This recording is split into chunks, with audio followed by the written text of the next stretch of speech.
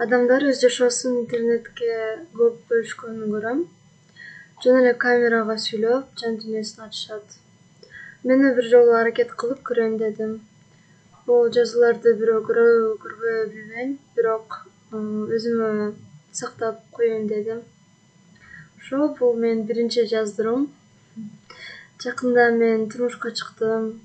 Азырынча баары жаңы, баары башкача, бирок мен бактылуумун.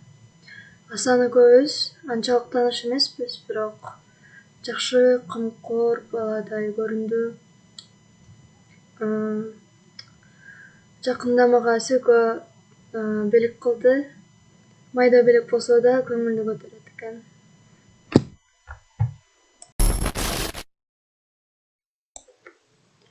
Асан көп иштейт, аябай чарчап келет. Ошол үчүн мен колумдан келишинче үйдү таза кармап, тамак жасап даярдайм. Бирок бүгүн жетишпей калдым. Асан кыйкырып жиберди. Бирок балким чын эле чарчагандыр. Асан курбуларымдын номерлерин өчүрүп салды. Аял киши үй-бүлөсүнө гана көңүл буруш керек деп айтты. Балким туура айтат. Бирок мен кыздарды көрбөгөнүмө жарым жыл болуп калды.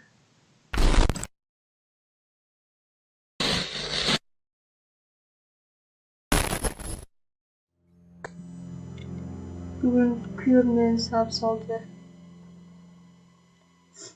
Бирок мен өзүм күнөөлүүмүн. Ал кечке жумуштан чарчап, нерв болуп жүрөт. Мен болсо үйдө отуруп жумуштарды жакшы аткара албай жатам. Анча мынча да сүйлөп жинетийем. Азыр түшүмдө университетте жүргөнүмдү көрдүм.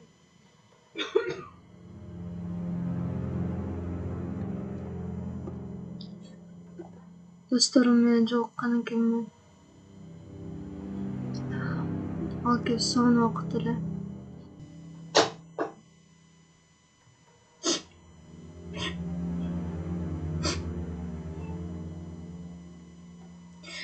Чарчадым.